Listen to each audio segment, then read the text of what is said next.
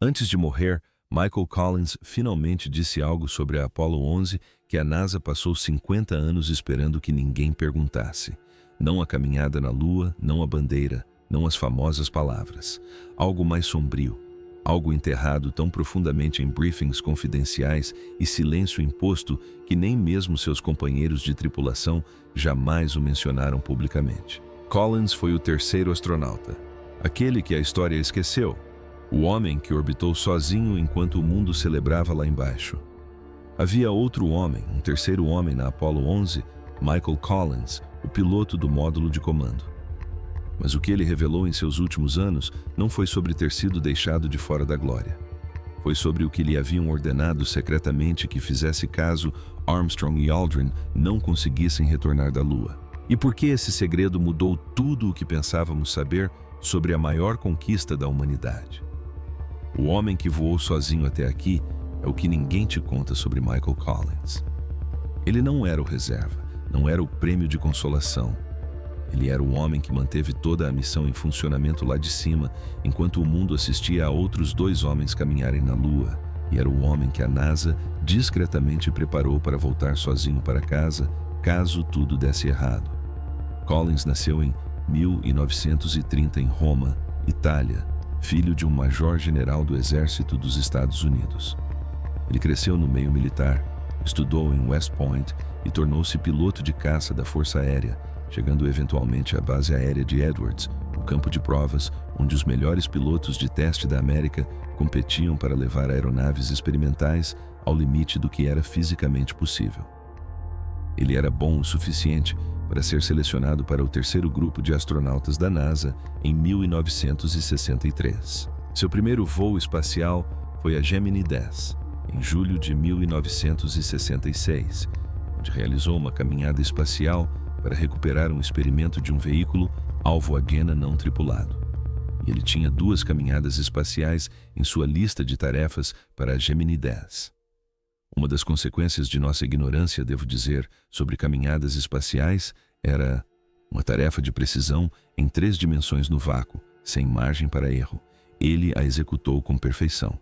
E então, em 1968, sua carreira quase terminou antes mesmo de chegar à Lua. Collins desenvolveu uma hérnia de disco cervical, uma grave lesão na coluna que exigiu cirurgia e meses de reabilitação. A NASA o retirou da tripulação principal da Apollo 8, a primeira missão tripulada a orbitar a Lua. Ele assistiu da Terra enquanto Frank Borman, Jim Lovell e Bill Anders realizavam a missão para a qual havia treinado. Ele não sabia se teria outra chance. Recuperou-se. Foi designado para Apollo 11. E desta vez, ele não apenas orbitaria a Lua, mas a orbitaria sozinho, com um documento confidencial em seu kit de missão. Ele dizia exatamente o que fazer caso os homens abaixo dele não retornassem. Essa experiência quase fatal com a Apollo 8 é importante porque Collins sabia, melhor do que a maioria, que o chão podia desaparecer sob seus pés sem aviso prévio. Ele já havia passado por isso uma vez, quase perdendo tudo. Agora, estavam lhe pedindo para realizar a missão mais perigosa da história da humanidade, com um plano de contingência sobre o qual não deveria falar. O plano secreto. Esta é a parte que ficou enterrada por 50 anos. A NASA, por uma questão de disciplina de engenharia, havia desenvolvido planos de contingência para todos os modos de falha concebíveis na missão Apollo 11. Protocolos de aborto, backups de reentrada, redundâncias de comunicação. A maioria desses planos era conhecida, discutida e documentada em registros públicos. Mas uma contingência foi tratada de forma diferente, encaminhada por meio de briefings confidenciais, mantida fora das coletivas de imprensa e nunca veio à tona na narrativa pública triunfante que a NASA estava cuidadosamente construindo em torno da missão. O cenário era o seguinte: o motor de ascensão do módulo lunar falha. Armstrong e Aldrin chegam à superfície da Lua, mas não conseguem sair. O estágio de ascensão, o único meio de retorno, não dispara. Dispara incorretamente ou se separa, mas não consegue atingir a velocidade orbital. Em qualquer versão dessa falha, 2 astronautas estão vivos na Lua, isolados e morrendo lentamente à medida que seu suprimento de oxigênio se esgota. Enquanto Neil Armstrong e Buzz Aldrin caminhavam na superfície, Collins circulava sozinho. O que acontece a seguir? Collins havia sido informado. Ele sabia a resposta. Não era uma resposta reconfortante, ele continuaria orbitando. Manteria contato via rádio com Armstrong e Aldrin pelo maior tempo possível, dando-lhes tempo e a oportunidade de dizer o que precisassem. Faria mais algumas passagens ao redor da Lua e então, em uma órbita específica, em uma janela de ignição específica, acionaria o motor da Columbia e iniciaria a jornada de 3 dias de volta à Terra, sozinho. Ele os deixaria para trás, não porque quisesse, não porque pudesse ter feito algo diferente, mas porque o protocolo era claro e porque não havia um plano de resgate. Não havia uma segunda espaçonave. Não havia nenhuma versão em que Collins pudesse pousar na Lua e trazê-los de volta para casa. Ele acionaria o motor e partiria, e Armstrong e Aldrin morreriam na superfície quando o oxigênio acabasse. E é aqui que deixa de ser um briefing operacional e se torna algo completamente diferente. Antes do lançamento, a NASA forneceu a Collins um documento. Ele continha a declaração preparada pelo presidente Richard Nixon para a imprensa, o discurso que seria proferido à nação caso o plano de contingência fosse ativado. Collins recebeu o documento como parte do seu pacote de instruções para a missão, um fino maço de papéis que abrangia sequências de aborto e protocolos de comunicação e o tipo de linguagem burocrática de contingência que militares aprendem a ler sem pestanejar. Ele estava revisando o documento durante uma verificação pré-voo dos sistemas quando se virou para ele. A sala ao seu redor estava silenciosa. Seus olhos percorreram a página até a primeira linha. O destino decretou que os homens que foram à Lua para explorar em paz permanecerão na Lua para descansar em paz. Ele leu uma vez. Leu novamente. Colocou o papel com a face para baixo no console à sua frente e não o pegou mais. Algo dentro dele havia se recalibrado, porque até aquele momento, o plano de contingência tinha sido um procedimento operacional abstrato, uma série de janelas de queima e sequências de encontro. As palavras de Nixon o tornaram concreto. Alguém já havia escrito o elogio fúnebre. Alguém já havia decidido como dizer ao mundo que os homens que foram à Lua não voltariam para casa. E eles haviam dado aquele discurso ao único homem que teria que decidir quando ativá-lo. Suas mãos, ele admitiu mais tarde em suas últimas entrevistas, não estavam totalmente firmes quando virou a página. Era a descrição mais precisa que ele já havia lido sobre algo que lhe pediam para estar pronto para fazer. Deixá-los na superfície de outro mundo, acionar o motor, ser a prova viva de que tudo havia falhado. Ele ensaiou o procedimento de desacoplamento para um módulo lunar que não respondesse. Praticou os cálculos de queima de injeção transterra que faria sozinho. Memorizou o cronograma de contingência. E então, arquivou o documento e continuou fazendo seu trabalho, porque essa era a única maneira de continuar fazendo seu trabalho. É por isso que a palavra censurado se encaixa. Essa não era uma informação fornecida voluntariamente pela NASA. O briefing de contingência era confidencial. O discurso de Nixon não foi divulgado publicamente até anos depois da missão. O próprio Collins, em entrevista após entrevista, ao longo das décadas de 1970 e 1980, desviou-se das perguntas sobre o assunto. O peso psicológico de sua órbita solo, com respostas fáceis sobre solidão, beleza e a vista da Lua abaixo, era evidente. Ele não estava mentindo, mas também não estava contando toda a verdade. E a versão da Apollo 11 que o público recebeu por décadas foi uma versão deliberadamente expurgada de seu elemento mais sombrio e fundamental. A de que o homem em órbita acima havia sido especificamente preparado para abandonar sua tripulação e voltar para casa sozinho.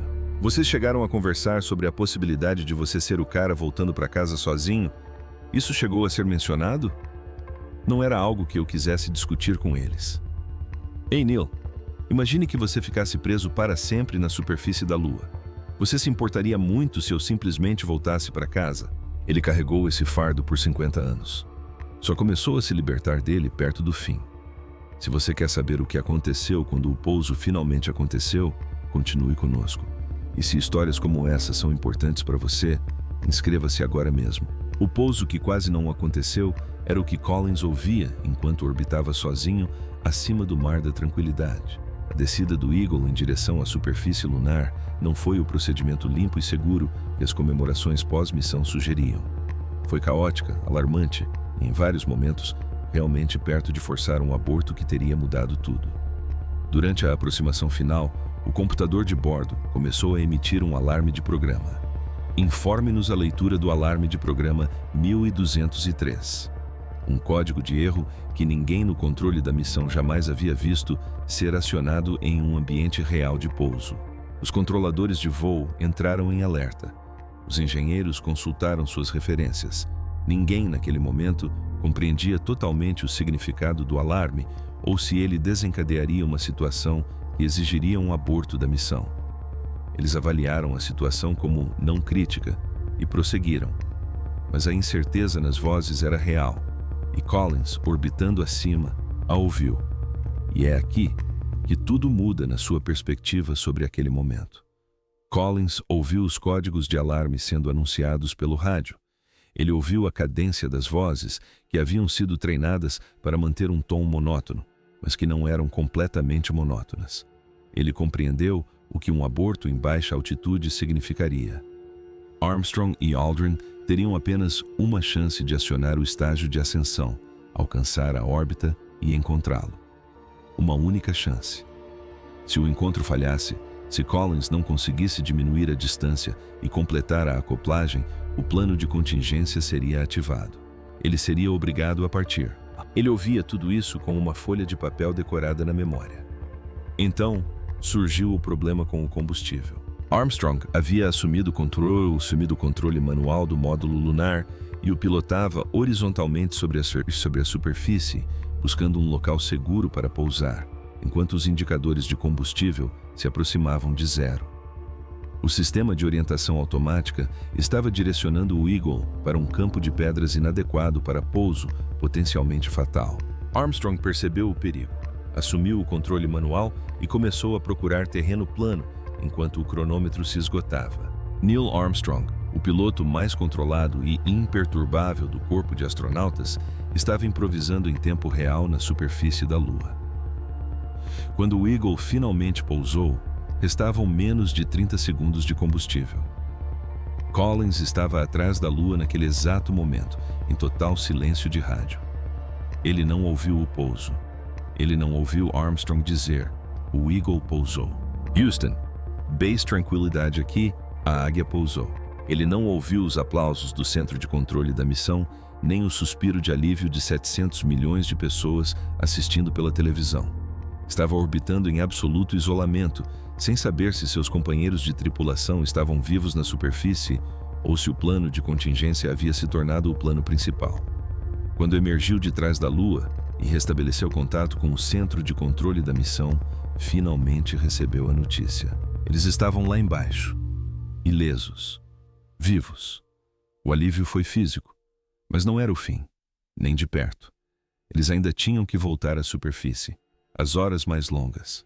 Enquanto Armstrong e Aldrin estavam lá fora, enquanto o mundo chorava em suas salas de estar, enquanto as redações exibiam as imagens em loop contínuo, enquanto as pessoas se reuniam em praças públicas para observar a Lua, apontar para ela e dizer que havia homens lá em cima, Michael Collins estava no módulo de comando executando procedimentos de encontro de emergência.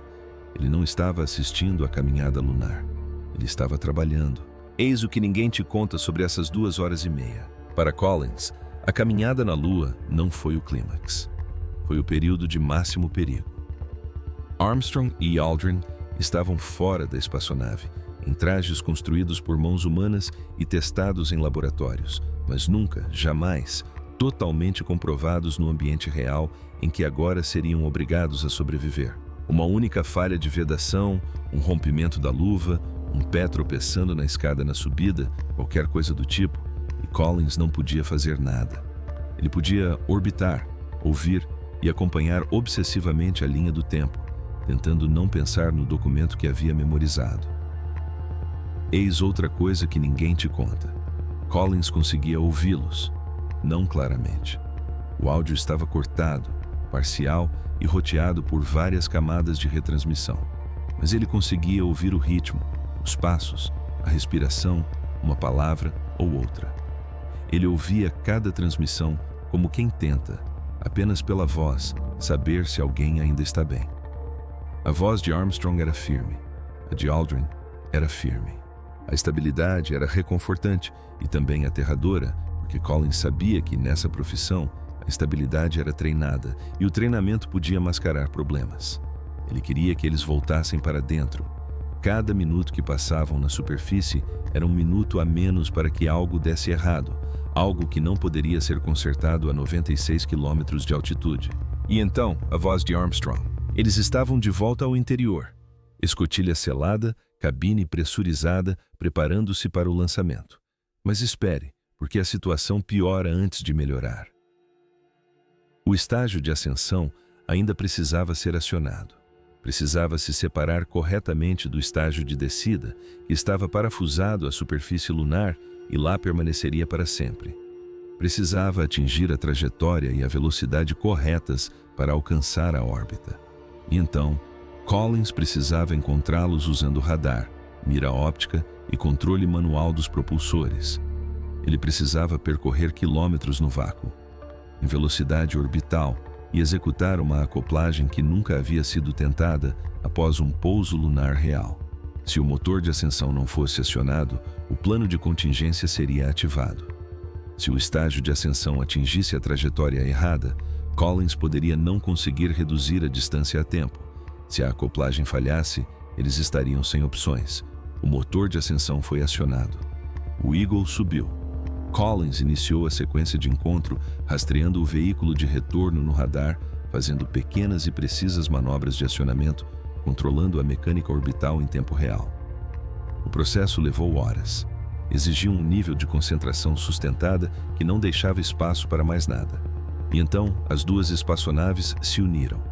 Collins descreveu o som da acoplagem, o baque mecânico das travas de acoplamento da Columbia se encaixando na Eagle como um dos sons mais belos que já ouvira em sua vida. Não era um som dramático, era um clique metálico, baixo e seco, no silêncio do espaço. Mas significava que Armstrong e Aldrin estavam conectados à sua espaçonave. Significava que eles estavam voltando para casa. Pela primeira vez, desde que o Eagle se desacoplou 2 dias antes, Collins se permitiu acreditar nisso, no que ele carregava consigo. Durante 50 anos após a Apollo 11, Collins concedeu milhares de entrevistas.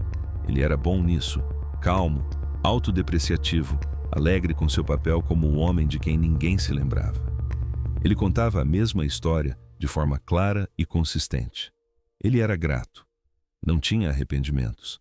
A órbita solo tinha sido quase meditativa. Ele estava feliz por ter desempenhado seu papel. Nada disso era mentira, mas não era toda a verdade. Eis o que ninguém comentou por 50 anos. A narrativa oficial da Apollo 11 foi, desde o início, construída em torno do triunfo.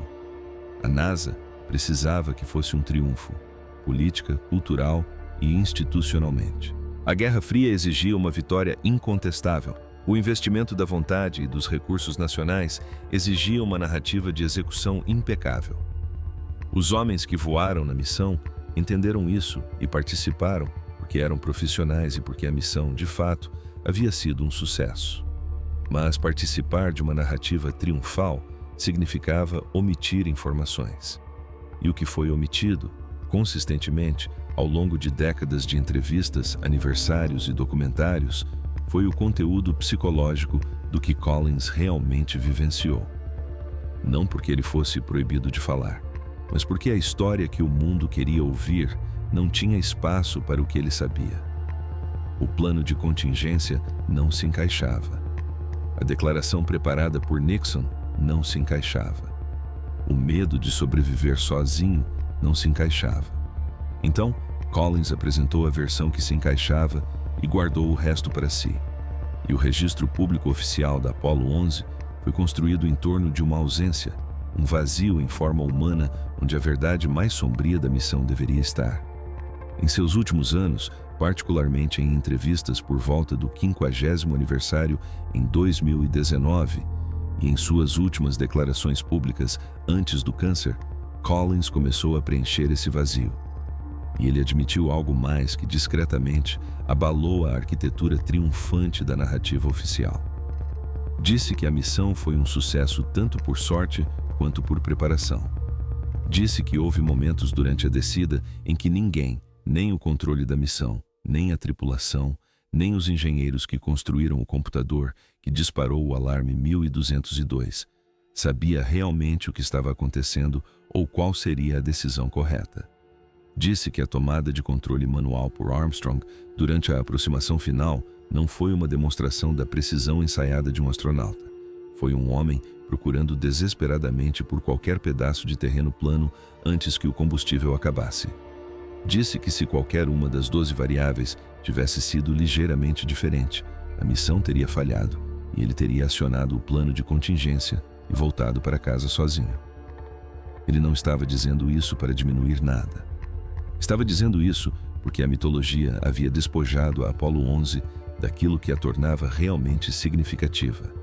O fato de ter sido realizada por seres humanos mortais, aterrorizados e improvisando, que acertaram em meio a condições que se esforçavam ao máximo para fazê-los falhar. O peso da fama e sua ausência. Collins observou o impacto da Apollo 11 nos homens que caminharam na Lua e viu tudo com clareza. Armstrong se retraiu. Quase não concedeu entrevistas, evitou a vida pública e se mostrou visivelmente desconfortável por ser tratado como uma figura transcendental. O peso de ser o primeiro humano a pisar em outro mundo não era um fardo que Armstrong havia buscado, e não era um fardo que diminuía com o tempo. Ele passou o resto da vida tentando viver como uma pessoa comum dentro de um mito público que o havia substituído. Aldrin lidou com isso de forma diferente.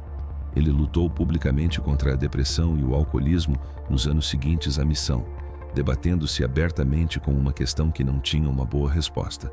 O que fazer com o resto da vida depois de realizar o feito mais extraordinário que um ser humano já fez, aos 39 anos? Ele havia estado na Lua, olhara para a Terra da superfície de outro mundo, e então voltara e tivera que descobrir o que fazer numa terça-feira comum. Essa questão quase o destruiu. Collins se afastou deliberadamente. Deixou a NASA em 1970, menos de um ano após a missão, e construiu uma vida mais tranquila. Museus, escrita e um grau de privacidade que os outros dois nunca conseguiram recuperar. Ele entendia que ser o astronauta esquecido era tanto uma proteção quanto uma ferida. A lenda não o engolira. Ele ainda podia viver como ele mesmo, e passou a apreciar isso mais do que a maioria das pessoas imaginava. Mas o que ele admitiu naquelas entrevistas finais, o que finalmente disse em voz alta depois de carregar esse fardo por 50 anos, foi que a Apollo 11 o havia mudado de maneiras que ele só compreendera completamente muito tempo depois. O isolamento daquela órbita solo havia afetado sua noção de escala. O alívio quando a acoplagem foi concluída foi tão avassalador que remodelou tudo o que se seguiu. Ele havia sido preparado, especificamente, deliberadamente, meticulosamente preparado para ser o único sobrevivente da maior conquista da humanidade. Estava pronto para voltar para casa sozinho, para encarar as viúvas, para carregar o resto da vida sob esse peso, e não precisou. Esse conhecimento permaneceu nele silenciosamente pelos próximos 50 anos, e perto do fim, ele decidiu que merecia ser dito claramente, independentemente de a versão oficial ter espaço para isso. A verdade, ele finalmente contou. Michael Collins faleceu em 28 de abril de 2021, aos 90 anos, após uma longa batalha contra o câncer. As homenagens que se seguiram foram melhores do que qualquer coisa escrita sobre ele antes, mais honestas, mais completas, finalmente reconhecendo o que seu papel na missão realmente exigiu.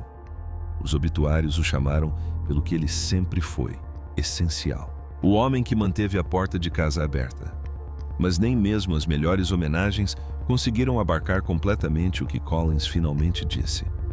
Ele passou o dia mais famoso do século XX sozinho em uma espaçonave, à espera de vozes que pudessem se calar.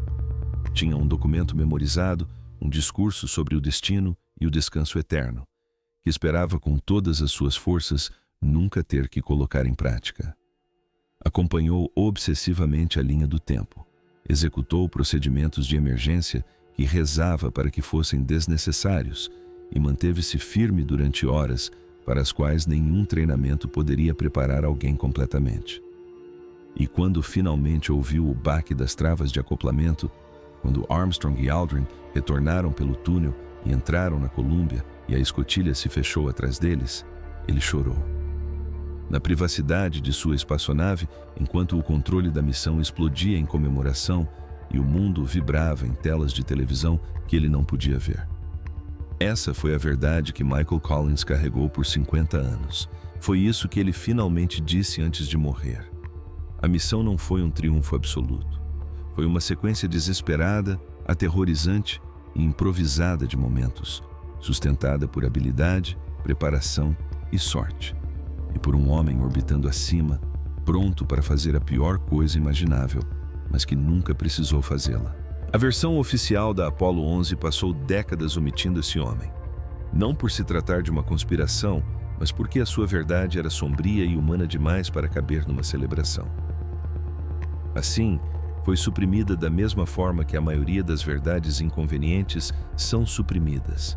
Não por ordem, mas por omissão. Não por força, mas pela pressão lenta e confortável de uma narrativa que o mundo preferia. Collins não precisou receber ordens para ficar calado.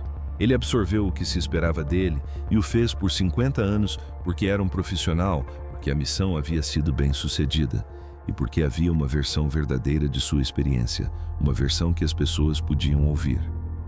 Mas a versão mais completa, aquela com o discurso de Nixon, o plano de contingência, os 48 minutos de silêncio no rádio e as mãos trêmulas ao pousar o jornal, essa versão esperou.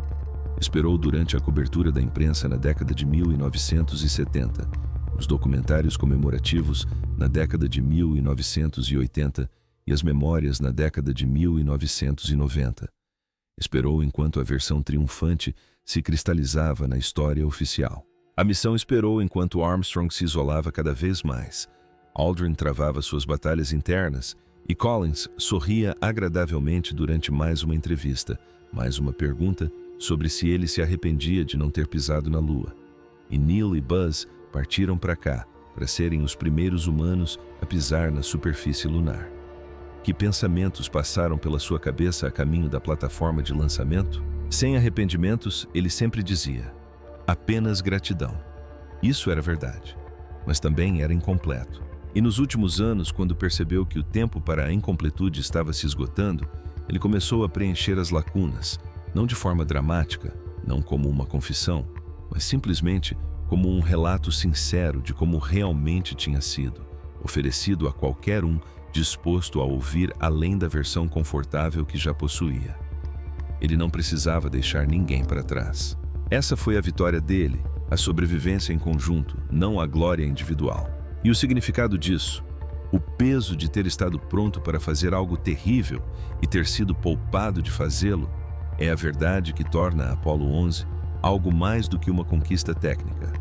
Torna uma conquista humana, genuinamente, assustadoramente, inesperadamente humana, realizada por pessoas que estavam aterrorizadas, improvisando e com sorte, guiadas para casa por um homem que orbitava acima de tudo com um elogio fúnebre memorizado, uma janela de queima calculada e a determinação silenciosa e inabalável de não usar nenhum dos dois se houvesse outra maneira. O terceiro astronauta, o homem esquecido, finalmente nos contou o verdadeiro preço a se pagar para voltar para casa. E ao fazer isso, ele nos deu a única coisa que a história oficial jamais poderia nos dar, não a lenda da Apollo 11. A verdade sobre ela. Assine, porque existem mais histórias como esta que a história enterrou e ainda não terminamos de escavar.